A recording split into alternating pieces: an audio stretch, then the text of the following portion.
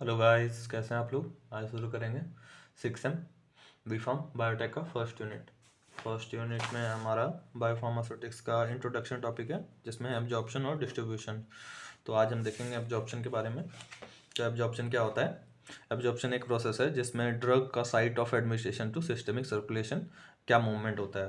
तो मतलब it is a process of movement of drugs from site of administration to systemic circulation is called absorption. अब site of administration तो बहुत सारे हो सकते हैं, जैसे माउथ हो गया, स्किन हो गया, रेक्टल रूट हो गया। इससे ब्लड का इंट्रैक्शन क्या है, ठीक है, सिस्टमिक सर्कुलेशन ब्लड हो गया, इसी को बोलते हैं हम क्या, एब्जॉर्प्शन। ठीक है। अब एब्जॉर्प्शन होने के बहुत सारे मैकेनिज्म हैं। जैसे फर्स्ट हो गया पैसिव। पैसिव का मेन याद रखो कि इसमें एटीपी नहीं होगा, विदाउट एटीपी। ठीक है। कैरियर मीडिएटेड ट्रांसपोर्ट, तो नाम से ही पता चल रहा है कि कैरियर लगेगा इसको। अब कैरियर में दो हैं, एक तो एक्टिव ट्रांसपोर्ट, तो एक्टिव का मतलब है एक्टिव मतलब इसमें एनर्जी चाहिए, मतलब विथ एटीपी।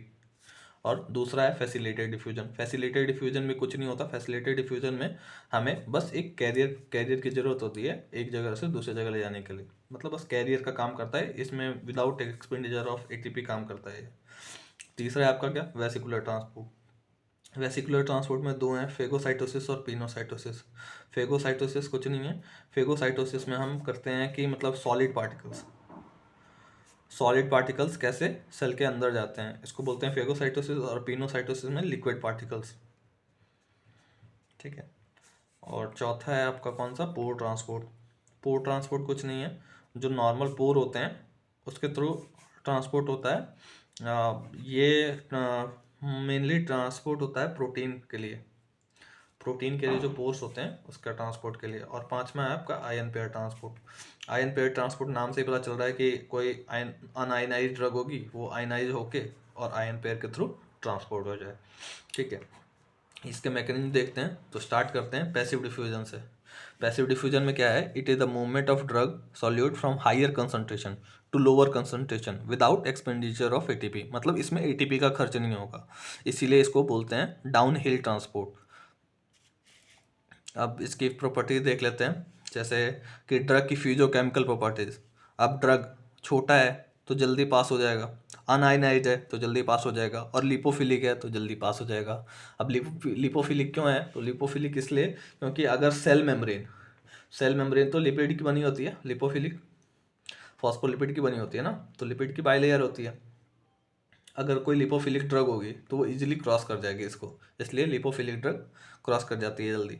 और दूसरा है कंसंट्रेशन ग्रेडियंट। कंसंट्रेशन ग्रेडियंट क्योंकि हाई कंसंट्रेशन से लोअर कंसंट्रेशन के थ्रू मूव करती है। अब आते हैं कि ये फिक्स लॉ के अकॉर्डिंग गवर्न करता है। ठीक है। तो फिक्स लॉ में क्या करता है, रेट ऑफ एब्जॉर्प्शन जितना directly proportional to concentration gradient. अब rate of absorption directly proportional to concentration gradient है, तो concentration gradient higher concentration minus lower concentration, that is delta C. अब यहाँ पे हम अगर इस इन्फिनिटी डायरेक्टली प्रोपोर्शनल को हटा के एक कांस्टेंट लगाते हैं तो के लगा लेंगे। ठीक है। और डेल्टा सी का हो गया C1 माइनस C2। ठीक है। C1 हो गया जीआईटी में कितना कंसंट्रेशन है, और C2 कितना है, ब्लड में कितना कंसंट्रेशन है। अगर पैसिव डिफ्यूजन है तो ब्लड में अभी तक तो एब्जॉर्ब नहीं हुआ होगा, ब्लड में अभी ड्रग एब्जॉर्ब नहीं हुआ होगा, तो C2 में कंसंट्रेशन कितना हुआ, कम, तो C1 ज़्यादा हुआ। तो हम C2 को क्या कर देंगे, नेग्लेक्ट कर देंगे। क्या कर देंगे, C2 को नेग्लेक्ट कर देंगे। तो rate of proportion directly proportion किसके हो गया, C1 के, मतलब जीआईटी के। तो rate of absorption is equal to K C1, यही होता है आपका फिक्स इक्वेशन। अब passive diffusion follows first order kinetics follow कर रही है। और ये देखो अपहिल प्रोसेस है। जितना रेट ऑफ ऑब्जॉर्प्शन ज़्यादा होगा उतना, जितना कंसंट्रेशन ज़्यादा होगा उतना रेट ऑफ ऑब्जॉर्प्शन ज़्यादा हो जाएगा। अब इसमें वही सेम चीज़ लिखा हुआ है, लिपोफिलिक ड्रग होगा, स्मॉल साइज हाइड्रोफिलिक ड्रग भी पास हो सकता है पैसिव डिफ्यूजन के थ्रू। अब दूसरा पढ़ते हैं, carrier mediated transport. Carrier mediated transport, अब कैरियर मीडिएटेड ट्रांसपोर्ट में क्या है, drugs and nutritional substance are absorb by carrier mediated transport. इसमें दो बताए थे मैंने, एक एक्टिव ट्रांसपोर्ट में क्या बताया था कि एक्टिव ट्रांसपोर्ट होता है जिसमें एटीपी की जरूरत होती है, और फैसिलिटेटेड क्या होता है, बस कैरियर्स होते हैं। ठीक है। तो डेफिनेशंस देख लें। Drug molecules can be transferred from a region of low concentration to higher concentration with expenditure of ATP, ठीक है, इसीलिए इसको एक्टिव ट्रांसपोर्ट बोल रहे हैं। दूसरा है फैसिलिटेटेड डिफ्यूजन। फैसिलिटेटेड डिफ्यूजन क्या होता है? Drug molecules can be transferred from a region of high concentration to low concentration with the help of chemical carriers. मतलब ये हाई से लो जा रहा है तो इसमें एनर्जी तो लगेगी नहीं, बस एक केमिकल कैरियर के जरिए। जैसे एग्जांपल हो गया vitamin like riboflavin, thiamine are absorbed by facilitated diffusion. अब carrier mediated transport Michaelis Menten equation के थ्रू गवर्न किया जाता है। इसमें बोलते हैं rate of absorption is equal to V max C upon K M plus C. V max की C क्या होता है? वी मैक्स होता है आपका मैक्सिमम थियोरेटिकल वैल्यू और के एम होता है half concentration of V max. अब इसमें दो हैं, अगर लो कंसंट्रेशन पे है, एट लो कंसंट्रेशन, तो लो कंसंट्रेशन पे के एम बहुत कंसंट्रेशन कम होगी सी की, क्योंकि हाफ लाइफ इसकी बहुत वो होती है ना। तो rate of absorption is equal to V max C upon K M max plus C. तो अगर वी मैक्स प्लस सी ये इनटू में है तो सी को हम कंसंट्रेशन को इनटू में नेग्लेक्ट नहीं कर सकते, लेकिन प्लस में है सी जो एब्जॉर्ब नहीं हुई है तो हम इसको नेग्लेक्ट कर सकते हैं। तो रेट ऑफ एब्जॉर्प्शन इसका हो जाएगा, अगर V max C, V max और के एम को के लिख देते हैं, एक कांस्टेंट लिख देते हैं सेम, तो ये के सी हो गया, ठीक है। और at high concentration, high concentration में क्या होगा? जो एब्जॉर्ब हो गई ज़्यादा, तो कंसंट्रेशन बहुत ज़्यादा हो गया तो के एम से कम हो गया, तो हम इसमें के एम को नेग्लेक्ट करेंगे, तो rate of absorption V max के डायरेक्टली प्रोपोर्शन हो जाएगा। तो इसमें मिक्स ऑर्डर काइनेटिक्स फॉलो करता है ये।